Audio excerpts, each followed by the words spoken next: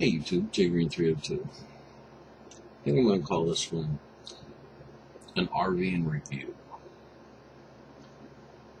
Think of it as an analysis of an RV in a shit hits the fan situation, a fallback position, etc., etc., etc. I bought one. I bought an RV, and I've been working on it for the better half of 8 months. Have I hooked it up, taken it out in the woods and said, well, I'm going to spend a weekend in it? Answer, nope. What I've done is I've taken the RV over to the farm, parked it underneath a tree where it was in the shade, and I've been working on it. I've been caulking it, I've been doubling the batteries, I've been working on the connections, replacing propane lines, putting fresh tanks on, fixing blended fuses and maintenance issues on the fridge and freezer, caulking the tub, checking the systems. Recently I've been working on the AC because it's been hot. Found various maintenance issues with the antenna, cleaned the roof, caulked the roof, yada, yada, yada, yada, yada. So, what have I learned? What are my thoughts on all this? Well, it's a combination of several things. The off-grid project has a running daily thing with Troy, with him going off-grid, quote-unquote, in living in an RV, and I've been diligently addicted because the things that he talks about are not the things that I basically learned from. It's from the things that I notice. And as he does things, I go out and I review on my own RV and I look at it. Here's a couple of things that I've kind of come to some conclusions on. An RV, and in my case it's a 24-foot RV, and it really doesn't matter if we're talking about one that slides in the back of a truck, a motorized RV, a tow-behind RV, a fifth-wheel RV, a steel-encased RV. It makes no damn difference to me. An RV. Points. If you have a couple of batteries in an RV and you put in some LED lights, you will have something with lights.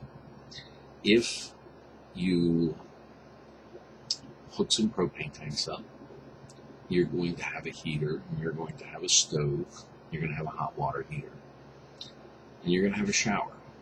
And in my case, it's a 24-foot RV. And I recently had a conversation with somebody, and it's interesting because if I don't talk about it, a lot of the things that I learn don't get out of my head. To sit here and talk to, or sit here and just ponder, I wonder if this, or I wonder if that. I'll go through, and half of what I think I know is in my conscious. And then I'll hold a conversation. And the other half will start to come out, and I'll hear what I'm saying and go, oh shit, I didn't even realize that. Well, bottom line, I think an RV is a piss poor idea. I think it's stupid. If you are living in the desert, it's good shelter. It beats a tent. If you are living in Maine and winter's coming and you got an RV, you're dead. Simple as that. RVs suck. If you don't have a 30 or 50 amp shoreline, it's kind of pointless because you're tied to propane. You're tied to an electrical source. Let's say you get a generator that can run the RV at 30 amps to run the air conditioning and keep the batteries charged and all that. Well, now you're stuck to the amount of fuel. Take away fuel. Take away propane. Take away the electric. What do you have? What you have is a box that is unsustainable. I mean, you could put solar panels on to run the batteries, and you could probably charge your cell phone. You could probably run a radio or recharge your rechargeable stuff. You could use the built-in DC system to do some very basic stuff. But DC is not going to give you hot water. DC is not going to give you air conditioning. DC is not going to give you heat. So you're dependent on a couple other things. In this heat, and this is the third year in a row, probably it's always been this way, but in the summer when it's 100 plus degrees and you don't have AC, the box is hotter than outside. You can't deal with it. And then in the evening, to get away from the bugs, you climb into a 90-degree box that you can't sleep in. It's almost unsustainable in a winter environment without these connections. And my assumptions is that, if you had to deploy one, you would have shelter, but you would have nothing else. In the winter, these things are not designed for winter use. Now, if you're in the desert, that's fine. If you're down in Florida, that's fine. Maybe Texas. But if you're anywhere where it snows, your RV's done because they're not winterized. The water lines will freeze and bust because there's no way to protect them from the freezing weather. Without a well, without a city, without something with pressurized water to keep the tanks full, you're not taking a shower. You're not getting water. You're manually trying to fill this, and I'm thinking about this in a more. Things just went bad. There is no water. There is no electric. How do you make this thing deployable? And I've got it sitting there, and I can't make the damn thing deployable with a 20 amp circuit. 20 amps is not enough to run the AC, and therefore it's too high. You have to have 30 amps for that compressor to really do its job. It won't work. My generator won't work. It's not up to the task of 30 amps. It's only 15 amps. I'd have to buy two. Then I'd be tied to the fuel. You can't sleep in the damn thing if it's raining. Jesus, the noise that this thing, there's no way you can sleep. I keep coming back to sleep because in the winter you can't sleep because you're too damn cold. In the summer you can't sleep because it's too damn cold. You only have 2 seasons where you can make an RV work, where it's reasonably comfortable, where you can get by with either blankets or fans. And even then, you'd better have solar because, you're consuming energy. If you can't sleep, you can't function. Tired people are dumb. It doesn't work. I couldn't manage 2 hours in that thing in the heat in the afternoon with the AC running. 2 hours. It was ridiculous. They're death boxes. You get into an RV, close the door. You can't hear. And I stopped and I thought about that. I'm looking at the RV, and I'm standing about 20 feet back, and I was thinking, you know what, with half a clip, I'd wipe everybody out in it. They'd never see me coming.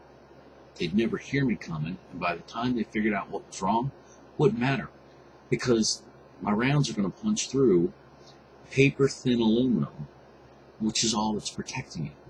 It's like a toilet paper barrier. There's no protection. What it does is it robs you of your ability to hear and see. Unless you got all the windows open and all the blinds open and your head's on a swivel, not good. Not good. Space. In the conversation that I had, bug out. Ooh, got a bug out. You see all these people, watch this, click, ooh, look, in 37 seconds, I was in my boots, I had my bug out bag, I'm ready to haul ass. Okay? Where are you hauling ass to? You can jump in your car, put your bug out bag in your back. So you're just going to race down, take the bug out bag, throw it in your car, and you're going to go somewhere. Bullshit. Unless there's a nuclear meltdown, bullshit. You ain't going anywhere. You ain't doing a damn thing, and I'll tell you why. I did an inventory of my food stocks. Volume, weight, space. And then I did one for fluids. Volume, weight, space. And then I did one for supplies. Then I thought about clothing. I thought about toilet paper.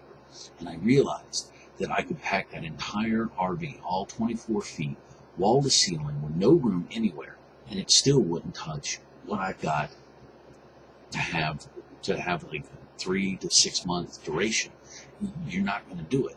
And then you're going to take your food, you're going to put it in an RV that's going to cook at 90 to 100 degrees, and you think your food's going to be any good? You're out of your freaking mind. Ain't happening. It just, none of this is going to work the way I've heard a lot of people talk about it. And I kind of started thinking really seriously, hey, this might be a really good idea. I spent several $1,000s to go get one. And my final analysis ain't worth a damn. There is no way in hell I would leave a brick enclosed area with all of my supplies and try to race out to an RV and live in the woods and think that I'm going to make it. Bullshit. No. You know what you need in a bug out place? And I'll tell you, the analysis from the RV brought me to it. If you don't have an acre of land that is yours, that you cannot be thrown off of, that you can control, that has a basement facility, because what you need is a food larder. And the best food larder on the planet is a basement. Something that is a consistent 60, 65 degrees, something that is surrounded by concrete and dirt, and it's buried, and is not going to get wet, and give you a large amount of storage in that controlled environment. Because your drinks will go bad if it gets too hot or too cold. They'll freeze and bust. Your food needs to be regulated. And if you're going to make it, 3, 4, 5 months, whatever, you had better have this. And you cannot have this with an RV. You need to be able to store water. And you don't want water sitting outside where it can cook at 90 degrees and the biology go completely apeshit on you. You want it in a nice, cool, dark area where the sun ain't cooking it, where it's not ideal for bacterial life. That's why they say if you're going to drink out of a stream, you don't drink out of warm water. You find the coldest damn, fastest running stream you can. Why? Because biology cannot get a hold on that water. That's why you want upper mountain streams. You don't want lower mountain lakes. That's why you see the green slime and all that other stuff. That's what's going to get you sick in a heartbeat. So your water storage, these key components are gone in an RV. There's no way to realistically heat one in the winter. All I can say is an RV is better than a tent. Agreed. I'm not going to argue that issue. But if you think you're going to stay there, that's why they call it an RV, a recreation vehicle, short term. Mine, it's going to get fixed, it's going to get cleaned, which I've done most of, it's going to get resold. Let somebody use it as a recreational vehicle. It is not going to work for what I was thinking that I really thought it was a good idea. In my final analysis, done. There's just no way I can make that thing work. I can't even make that damn thing work as an office for the farm. That's pretty sad. Because I'm not going to park the damn thing right next to the electrical box and have somebody come out and have this RV just sitting, right in front of them. No, that ain't happening. There's no way I can get electric out to it, and there's no way I can figure out how to do it. Even with massive solar panel stuff, it would kind of be stupid. It would be cheaper for me to run a copper cable and have the electricians dig half the goddamn place up than it would be to put a solar panel system that would work on the damn thing. And it will still freeze in the winter. You still can't take a shit with that. So, kind of like a big mess, if you ask me. This RV thing as a secondary bug-out location is just bunk. 8 months, several $1,000s, and a lot of sweat equity going out in the cold and in the summer, learning this. I'm passing it along. Take from it what you will. If you don't like my assessment, that's fine, no problem. But I'll be damned if I'm moving into one.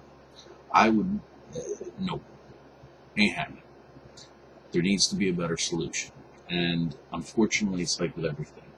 We always go after the cheap fast, then we step up to the next cheapest and fast, and then in the end, we usually find out if we just eaten the damn money up front the way we should have in the first place and gotten what we needed the way we needed it, we would have done a lot better. And I think the answer is you need to find an acre of land, and you need to at least get some kind of subterranean concrete waterproof area where you can store your supplies and give you some relative safety for your gear. Now you're starting to look into something that you can actually deal with. And it doesn't have to be a full-blown home. But, if you've got people out there pouring concrete, It just, I know it doesn't sound like the best solution, but if you have to have a secondary location, I have yet to see somebody give me a damn good reason where I would get away from a controlled area where all my shit is. Never mind moving drinks, food, ammunition, weapons, clothing for all kinds of environments, all the gear, fuel cans, propane cans, all the supply. It would take me a month with a good truck. It'd take me half a month if I had 4 or 5 people helping me. And to do all this at the time of something going bad ain't happening. Same, and thus the problem with the RV. Even if you bail out to it, well, you're safe for a limited amount of time. But when the food runs out, what are you going to do? Plant a garden and wait 2 weeks or 2 months? Get the fuck out. Oh, you're going to go hunting? Good luck. So is everybody else. All the game will be dead by the time you get to it. Oh, by the way, anybody sees an RV by itself and there's 3 guys, they'll just shoot the damn thing and come in and rob whatever they can. It's wrong in every sense of the word, from a security standpoint, from a storage standpoint, from a food protection standpoint. Everything I could review, bad idea. Just bad idea. Go ahead. Come after me about it. Thanks for listening.